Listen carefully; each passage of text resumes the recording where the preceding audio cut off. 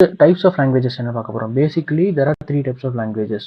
என்னென்னா procedural, functional, object oriented. இந்த 3 வகையான லாங்குவேஜஸ் இருக்குது. ஸோ இதுபடி தான் வந்து லாங்குவேஜஸ்லாம் இருக்கும். For example C, C++, Java, Python இப்படிலாம் இருக்குல்ல லாங்குவேஜஸ். அதெல்லாம் இந்த மாதிரி டைப்பில் தான் வரும். அது ஃபஸ்ட்டு ப்ரொசீஜர்னு என்ன பார்த்தீங்கன்னா, அந்த லாங்குவேஜில் எப்படி இருக்குன்னா, இன்ஸ்ட்ரக்ஷன் எல்லாமே நம்ம வந்து ஸ்டெப் பை ஸ்டெப்பாக ப்ரொசீஜராக கொடுத்துருப்போம். அப்படி தான் கோட் பண்ணுவோம். இந்த ஸ்டெப்புக்கு அடுத்து என்ன நடக்கணுமோ அதுதான் நெக்ஸ்ட் கொடுப்போம். ஃபஸ்ட்டு என்ன நடக்கணுமோ அதான் ஃபஸ்ட்டு கொடுப்போம். நம்ம வந்து இஷ்டத்துக்கு நமக்கு ஏற்ற மாதிரிலாம் நம்ம எழுத முடியாது. ஒரு ப்ரொசீஜர்னால் அதுபடி தான் எழுதணும்.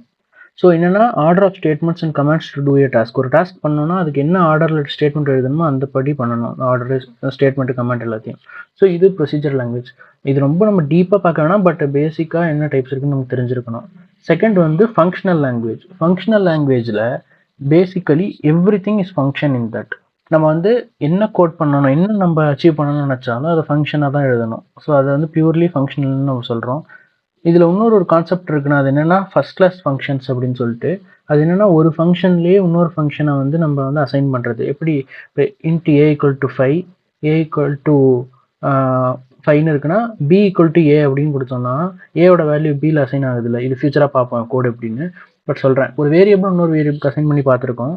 ஒரு ஃபங்க்ஷனை இன்னொரு ஃபங்க்ஷனை அசைன் பண்ணுறது தான் ஃபங்க்ஷனல் லாங்குவேஜ். அது அதான் ஃபஸ்ட் கிளாஸ் ஃபங்க்ஷன்ஸ்னு சொல்லுவாங்க. ஸோ இது வந்து ஒரு டைப். தேர்ட் டைப் என்னன்னா ஆப்ஜெக்ட் ஓரியன்டட். நம்ம ஆல்ரெடி பார்த்துட்டோம், ஆப்ஜெக்ட் ஓரியன்டட்னா எல்லாமே வந்து ஆப்ஜெக்ட் பற்றி தான் இருக்கும், ஆப்ஜெக்ட் வச்சு தான் டீல் பண்ணணும்னு சொல்லிட்டு. So revolves around object.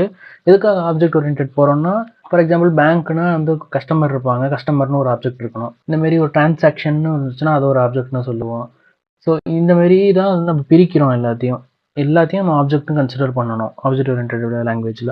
அப்படி நம்ம பண்ணும்போது டெவலப் பண்ணுறது, டீபக் பண்ணுறது, அப்போ சேம் ஆப்ஜெக்டை நம்ம ரீயூஸ் பண்ணிக்கலாம். ஸோ அந்த சாஃப்ட்வேரில் வந்து இவ்வளோ பெனிஃபிட்ஸ் இருக்குது நம்ம ஆப்ஜெக்ட் ஓரியன்டட் பண்ணோம்னா. ஸோ இதான் வந்து பேசிக்காக 3 டைப்ஸ் ஆஃப் லாங்குவேஜஸ்.